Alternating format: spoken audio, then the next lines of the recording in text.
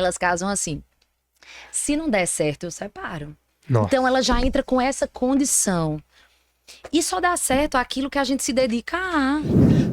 A mulher, ela é virtuosa ou ela se torna virtuosa com uma relação, com um casamento, com o homem certo? Porque eu já ouvi falar que o homem melhora com a mulher, mas nunca ouvi falar que a mulher se torna virtuosa com o homem. Uma que é coisa que eu correto acredito, afirmar? o ser humano, ele só é transformado na presença de Jesus. Então, assim, eu creio nisso, eu creio na palavra de Deus. A palavra de Deus fala sobre isso, né? Que o ser humano, ele é transformado na presença de Jesus. Então, assim, ninguém transforma ninguém. Não é o casamento que vai transformar a mulher. É a busca dela, da palavra de Deus, que transforma a vida dela, tanto o homem quanto a mulher. É aquilo que eu creio. É a revelação do que Deus tem pra ela e pra ele. Isso traz a transformação do ser humano, mas o outro não transforma ninguém, não. É você que tem que ir atrás da sua transformação. Mas o casamento por si só, ele já não tem Deus? Tem, né? Ou tem casamento por aí sem Deus no meio? Tem muito casamento sem Deus. Caraca. Tem muito Caceta, casamento. velho. Você precisa escolher colocar Deus em primeiro lugar. Deus precisa ser a prioridade. A gente precisa, porque é desafiador. Sim. Dois seres humanos que foram criados em famílias completamente diferentes, com culturas completamente diferentes, se juntam dentro de uma casa, precisa do Espírito Santo ali, Deus presente naquele lugar, no coração deles, para que eles... O que você acha que é o maior, como é que fala? O que faz as pessoas mais terminarem os casamentos hoje, no seu ponto de vista? O que é o maior contaminador aí dos casamentos que acabam, no seu ponto de vista? Banalização do casamento. Vou pegar aqui uma... Eu acho que é a banalização do casamento. Eu acho que as pessoas não entenderam que casamento é... A palavra de Deus fala algo muito forte sobre casamento, que casamento é até que a morte o separe. Então, o que é que acontece hoje em dia? Deixa eu só colocar aqui. Tranquilo. As pessoas casam pra separar. Elas falam assim, se eu... Essa não tinha escutado. As pessoas casam pra separar. Elas casam assim. Se não der certo, eu separo. Nossa. Então ela já entra com essa condição. E só dá certo aquilo que a gente se dedica a.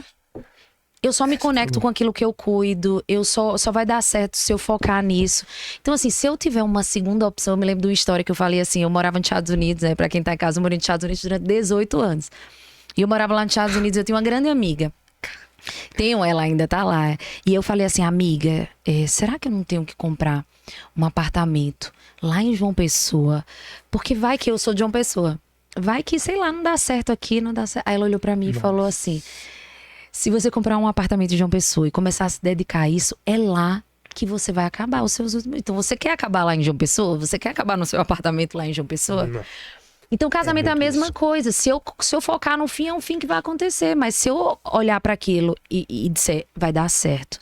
A palavra de Deus fala que até a morte separa. Eu vou envelhecer com meu marido, eu vou investir nisso. Eu vou investir todo o que eu tenho para que isso dê certo. E assim, eu falo isso com convicção porque eu vivi os dois lados. Eu entrei no casamento com o Thiago, meu marido, hoje, me preparando para um fim. Eu entrei...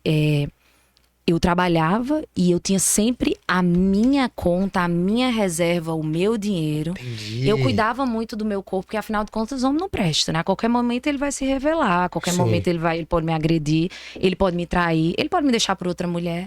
Então foi assim que eu entrei no Nossa. casamento. Malhava muito, focava em tudo, menos na minha casa. E aí, depois que eu tive um encontro com o Senhor, e eu tava preparando para um fim. O fim ia chegar. Você sabia que ia O acontecer? fim ia chegar. Porque já tinha chegado anteriormente, já tinha passado por um divórcio, já estava traumatizada com esse divórcio. Então, provavelmente, passar por outro era o que ia acontecer. E aí, eu tive um encontro genuíno com Jesus, depois de um processo muito forte. Eu engravidei da Joana, minha filha, a minha segunda filha. Sim. Ela, quando eu estava no 8º mês de gestação, a Joana teve... Eu fui fazer uma ultrassonografia e eu descobri que a Joana tinha um problema gravíssimo no coração, que chamava tetralogia de Fallot, com atresia pulmonar. Então, ela tinha 4 buracos no coração e a pulmonar dela era atrofiada. E aí a gente se desesperou. Eu, na hora, tava com a minha mãe, quando eu fiz essa ultrassonografia, minha mãe ficou, assim, em estado de choque, porque eu tinha perdido uma sobrinha há 1 ano e meio atrás com o mesmo problema. Então, assim, foi bem, bem forte. O médico, na hora que colocou, como era algo muito gritante, Eu tinha feito a morfológica, que a mulher sabe, né? Quando a gente faz Sim, pré-natal, a gente faz a morfológica. E na morfológica, eu acho que eles negligenciaram e não prestaram atenção. Eu jovem e tal, falaram assim, não deu nada não, passou. E aí esse médico fez essa ultrassonografia e na hora ele falou, ela tem um problema gritante do coração. Ele já disse até o que era, só que ele falou assim, pra eu ir no especialista em cardiopatia fetal, assim, não sei. Sim. E aí eu fui e fiz, e era realmente o que ele tinha dito. Tetralogia do Fallot com atresia pulmonar. Aí, Joana nasceu, minha filha. Com 1 semana de nascida, ela passou pela primeira cirurgia dela. No. Ela ficou durante 45 dias entubada. Eu e Thiago lá com ela, assim, um momento super desafiador. 45 dias tentaram desentubar a Joana. Aí ela tentaram tirar o tubo dela lá nos Estados Unidos. Quando eles vão fazer algum procedimento assim, eles chamam os pais pra assistir. E aí eu tava vendo pra assistir. Então eles tiraram o tubo da Joana, eu tava lá do lado assistindo. Eu e minha irmã é médica, ela tava do meu lado. E aí na hora que eles tiraram o tubo da Joana, depois de 45 dias, a Joana não reagiu. E o pulmão dela colapsou, ela começou a virar os olhos, começou a ficar roxa, eles recolheram ela. No. E aí ficou aquela tensão. Depois de um tempo, eles estabilizaram ela, voltaram, conseguiram estabilizar. Minha irmã ficou desesperada, porque médica sabia que poderia dar. Ela ficou com medo primeiro de morrer. Depois ela falou assim: quando ela voltar, vai ter dado alguma coisa e ela no cérebro e ela não vai estar o quê? Mas aí voltou ela entubada, fizeram uma nova cirurgia que chama plaqueadura. Costuraram o diafragma da Joana para baixo para que o pulmão dela conseguisse expandir. Sim. E aí, dessa forma, conseguiram desentubar a Joana. E aí a Joana reagiu, a Joana foi curada, é lindo o testemunho dela, é uma menina linda, hoje ela tem 13 anos, é forte. Mas aí foi nesse momento que eu tive um encontro genuíno com Jesus. Foi nesse momento, as pessoas perguntam assim, Isa, foi desafiador esse momento? Eu falo assim, foi muito desafiador. Foi um dos momentos mais fortes. De dor da nossa vida, na minha e do Thiago. Mas foi o melhor momento da nossa vida. Foi o momento, eu falo sempre que Deus converte maldição em bênção, sempre. Quando Satanás pensa que está destruindo a nossa vida, Deus faz e vira e gera isso um testemunho. Para que a gente glorifique o nome dele, para que a gente diga que existe um Deus que cura. Porque assim, a situação que a Joana tava, só Deus.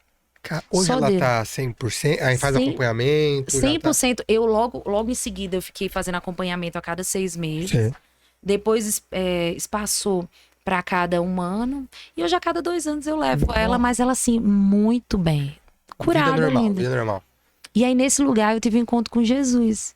E aí foi nesse lugar que eu e Thiago a gente ficou cada vez mais unido, porque a gente entendeu que problema não era problema, que problema é aquilo que a gente tava passando. E aí a gente começou a mudar. Aí foi quando a gente passou pelo processo, começou a mudar a nossa casa. Eu comecei a buscar a palavra de Deus e ver o que Deus tinha pra minha vida como mulher. Entendi. Depois que eu tive esse encontro genuíno com ele, eu falei assim, Deus, eu sei que tem algo que o Senhor escreveu pra minha vida. E eu não quero deixar de viver nada. Mas você teve dificuldade pra aceitar, entender? Você lia algumas coisas que te faziam, mas não é possível? Total. Não aceito isso, não quero isso. Não, quer muito, assim, me pergunta assim, não, mas Isa, você mudou de uma hora pra outra? Nada, mudei nada. Foi um processo.